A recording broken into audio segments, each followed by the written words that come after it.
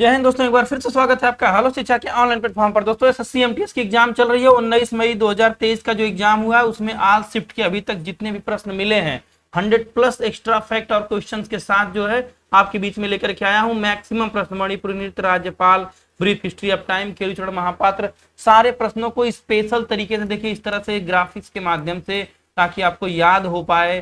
कुछ ऐसा जो हेलो शिक्षा हर बार प्रयास करता है वैसे लेकर के आया हूं। तो चलिए शुरू करते हैं। वीडियो को प्लीज लाइक कर दीजिए, कमेंट सेक्शन में जय हिंद लिख दीजिए, और अगर अभी तक आपने चैनल को सब्सक्राइब नहीं किया है तो प्लीज सब्सक्राइब कर दीजिए। 33 शिफ्ट की दोस्तों जो अभी तक जो एग्जाम हुआ है 33 शिफ्ट वाली वीडियो चैनल पर अपलोड हो चुकी है। कृपया उसे भी आप चाहें तो सर्च करके देख सकते हैं। आने वाली परीक्षा के लिए महत्वपूर्ण, हमेशा समझ लीजिए कि मैक्सिमम प्रश्न उससे आने वाले हैं। अभी तक मतलब 2 मई से लेकर के 18 मई तक के सारे प्रश्नों का कलेक्शन पूरे 33 शिफ्ट का उसमें जो है ऐड किया गया है। तो उस बड़ी वीडियो 2 घंटे की वीडियो है, पूरा पीडीएफ भी टेलीग्राम पे प्रोवाइड किया गया है। टोटल वीडियो आप एक बार देखने की कोशिश करें, वहां से आपको मैक्सिमम नंबर मिलेगा। तो चलिए आज की क्लास को शुरू करते हैं। खाद्य श्रृंखला में तृतीयक उपभोक्ता किसे कहा जाता है? तो पहले खाद्य श्रृंखला है क्या ये समझते हैं। ये देखिए फूड चेन है। खाद्य श्रृंखला को इसी को अंग्रेजी में दोस्तों क्या बोलते हैं? Food chain. अब फूड चेन कैसे बनती है? जो हम लोग भोजन करते हैं उसी की श्रृंखला को खाद्य श्रृंखला कहते हैं। जैसे उत्पादक में देखिए हरे पौधे हैं, यह जल का इस्तेमाल करते हैं और सूर्य से जो है रोशनी लेते हैं और भोजन बना करके खुद को जो है खड़े करते हैं, यानी उत्पादक।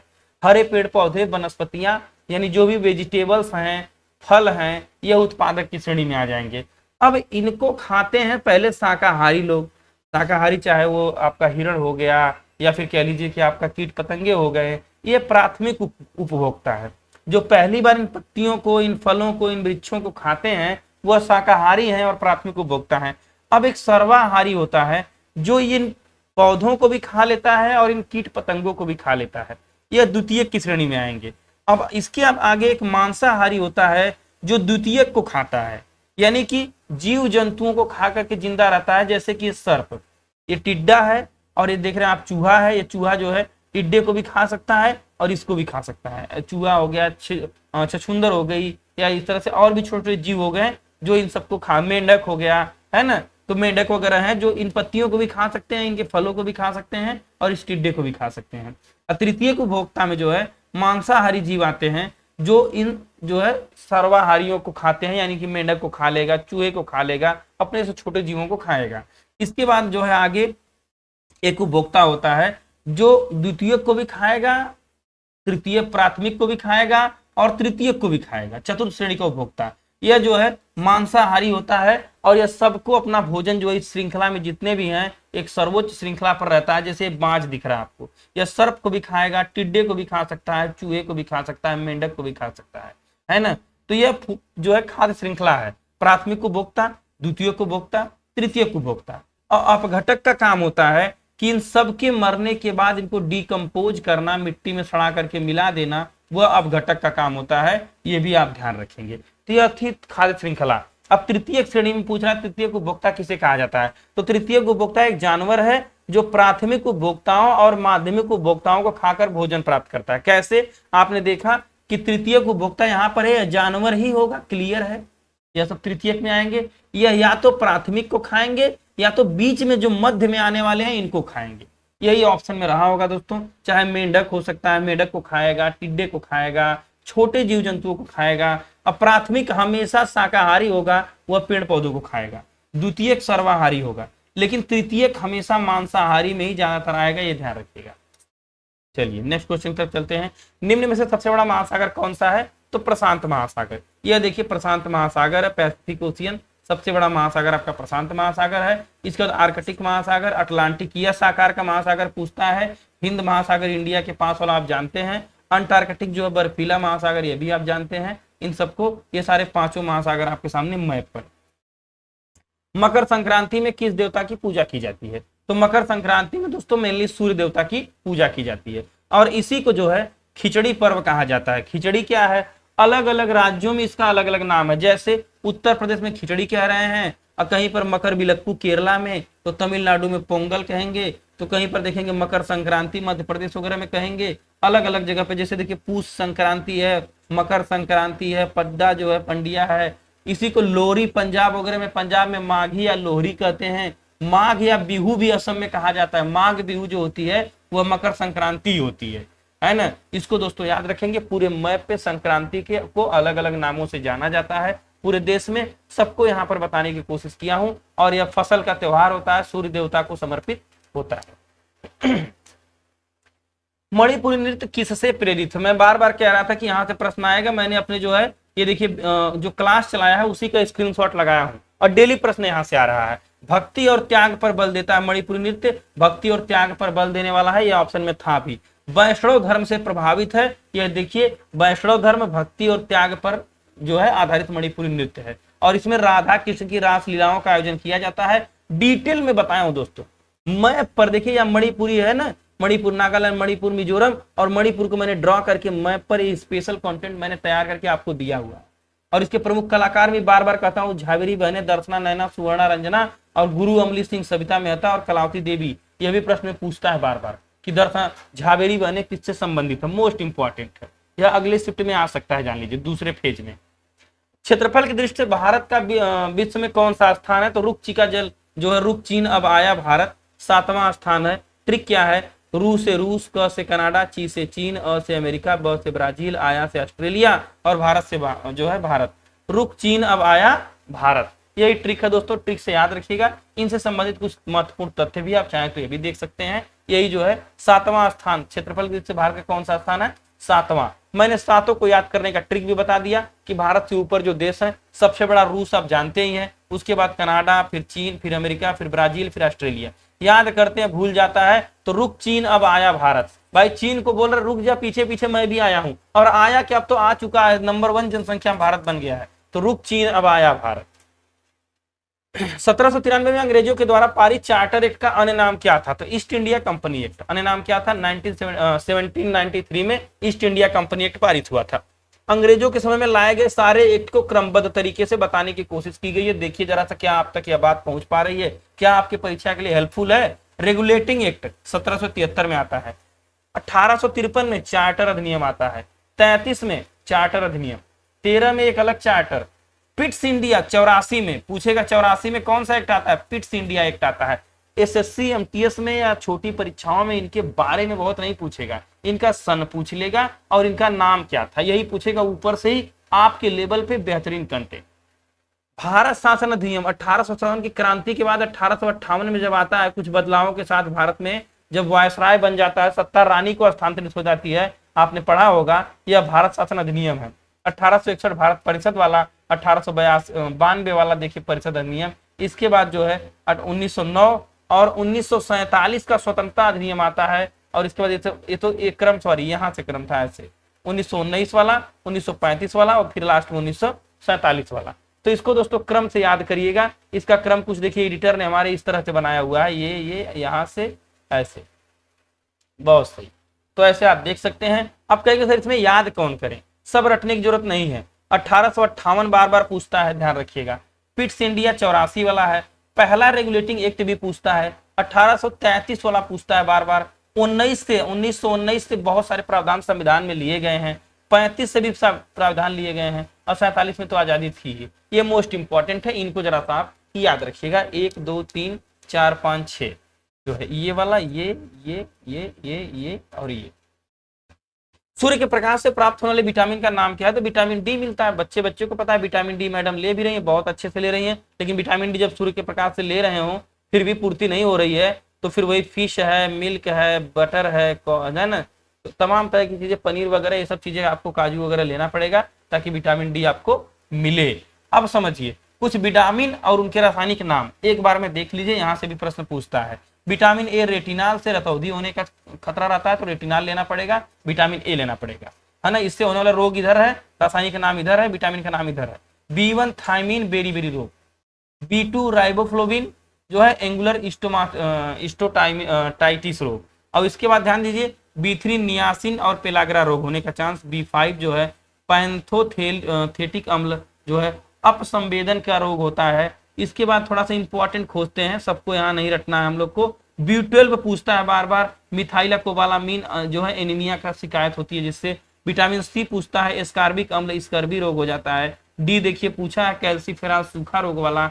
ई ब्यूटी विटामिन टोकोफेरॉल प्रजनन शक्ति में कमी हो जाती है। और विटामिन के मेनाक्लोबिन रक्त का थक्का नहीं जमता है। ये याद रखिए। ये बायोटीन भी जरा देख लीजिएगा, चर्म रोग जो है बाल वगैरह उगाने में, चर्म रोग में बायोटीन भी काम करता है। तो मोस्ट इंपॉर्टेंट विटामिन था दोस्तों। यहाँ से प्रश्न आता है, एक बार स्क्रीन क्लियर करता हूँ, आप स्क्रीनशॉट ले लीजिए।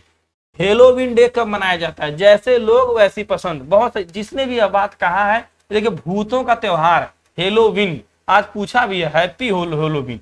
दोस्तों ये विदेशी जो है इनका त्योहार भी इन्हीं की तरह होता है जैसे ये है। अब ऐसे बच्चे, ऐसे माँ बाप तो आपने शायद इधर नहीं, अपने इंडिया में तो नहीं है देखा होगा। इनका त्योहार भी इन्हीं के जैसा है। हेलोवीन एक त्योहार है, 31 अक्टूबर की रात को मनाया जाता है, रात में। वाह। हेलोवीन मूलतः सेल्टिक लोगों का एक त्योहार है हेलोवीन। और इसमें क्या होता है? चाल, उपचार, भूत पर्यटन, होलिका, पोशाक पार्टियों तथा जो है प्रेत बाधित घरों और लकड़ियों की खुदाई, छलावा। क्या ही त्योहार है यार। खैर परीक्षा वाले भी क्या क्या पूछ रहे हैं। 31 अक्टूबर को मनाया जाता है दोस्तों, याद रखिएगा।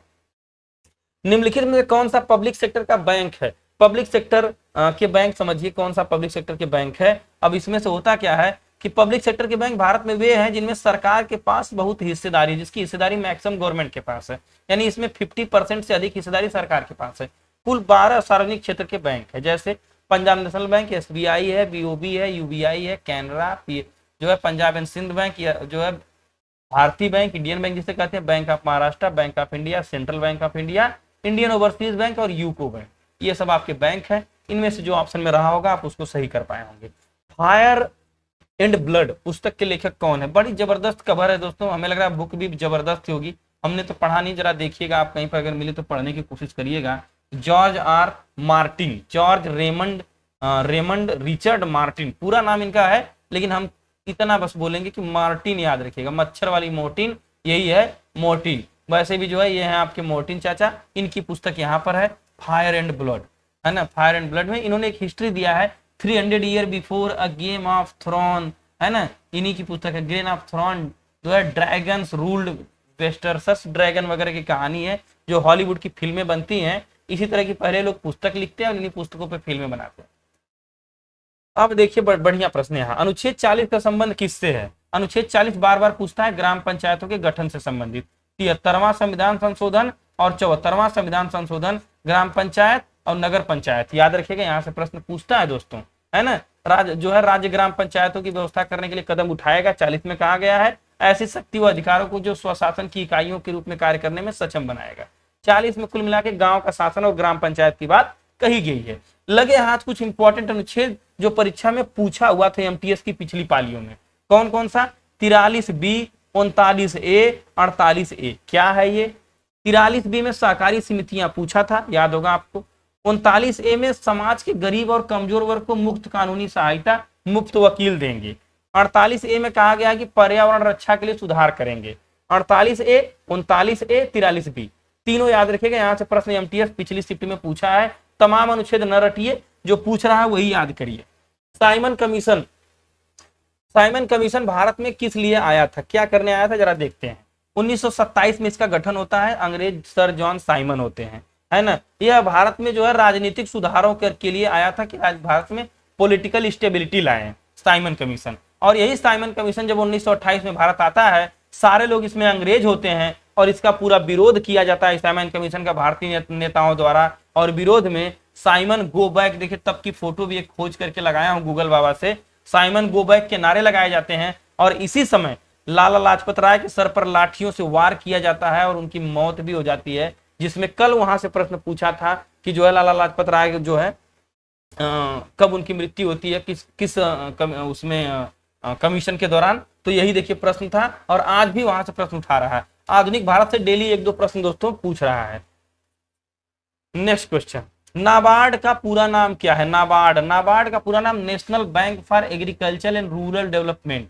कुछ लोग बोले इसमें आर का मतलब पूछ रहा था, तो आर का मतलब रूरल हो जाएगा। आर का अगर पूछा होगा, अगर एक शब्द का मतलब भी पूछा है तो आर का अर्थ दोस्तों रूरल हो जाएगा। रूरल माने नगर जो है आपका ग्रामीण एरिया, रूरल क्षेत्र, है ना।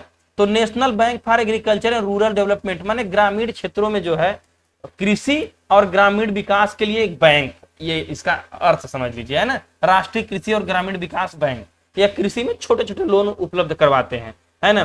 तथा बी शिवरमन समिति की अध्यक्षता में कृषि एवं ग्रामीण विकास के लिए एक संस्थापक ऋण व्यवस्था की गई थी, यह नाबार्ड है।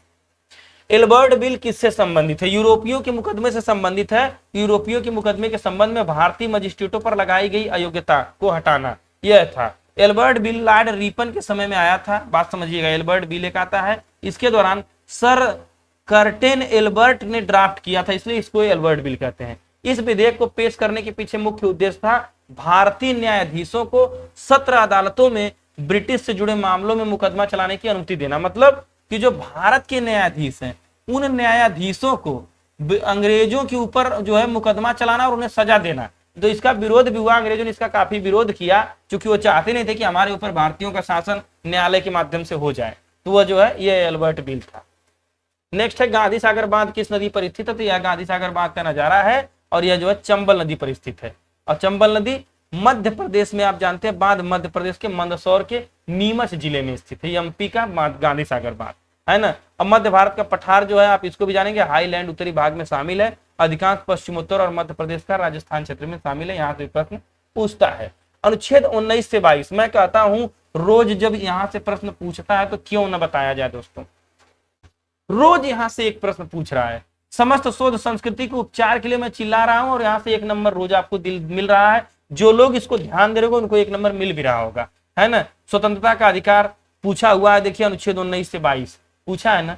सम से समानता का अधिकार, सो से शोषण के विरुद्ध अधिकार, ध से धार्मिक स्वतंत्रता, संस्कृति से संस्कृति एवं शिक्षा, संवैधानिक से संवैधानिक उपचारों का अधिकार। अनुच्छेद 14 से 18, 19 से 22, 23 से 24 शोषण, 25 से 28 धार्मिक और 29 से 30 की बात करेंगे तो संस्कृति और 32 की बात करेंगे तो संवैधानिक उपचारों का अधिकार।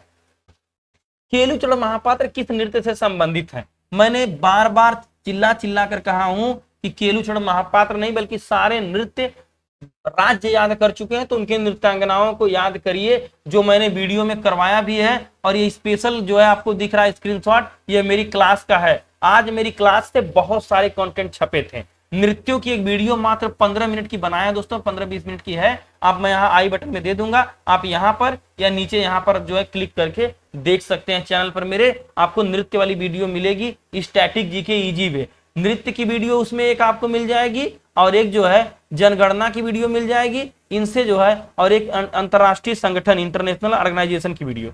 तीन ही वीडियो उसमें बन पाई है, और सारी वीडियो आने की उसमें जल्दी उसमें संभावना है और वीडियो भी ऐड होंगी। लेकिन इन तीनों को देखिए, यहाँ से डेली एक एक नंबर आपको मिल रहा है। तो केलूचरण महापात्र ओडिसी से संबंधित है, भरत मुनि के नाट्यशास्त्र पर आधारित है। जैन राजा खारवेल के समय में यह जो है विकसित होता है। 12वीं शताब्दी में वैष्णव धर्म एवं भक्ति का प्रभाव इस पर भी पड़ता है, मणिपुरी वाले की तरह। तो मोहन महापात्र, केलूचरण महापात्र, पंकज चरण दास और मायाधर रावत प्रमुख नर्तक इसके हैं, ध्यान रखिएगा। करो या मरो का नारा गांधी जी ने किस आंदोलन में दिया था? तो गांधी ने भारत छोड़ो आंदोलन के दौरान करो या मरो का नारा दिया था 1942 में। क्विट इंडिया मूवमेंट और करो या मरो का नारा, यह देखिए तब का एक नजारा है। 1965 में कोशिका शब्द का प्रयोग सबसे पहले किसने किया था? Who first used the word cell in the 1965।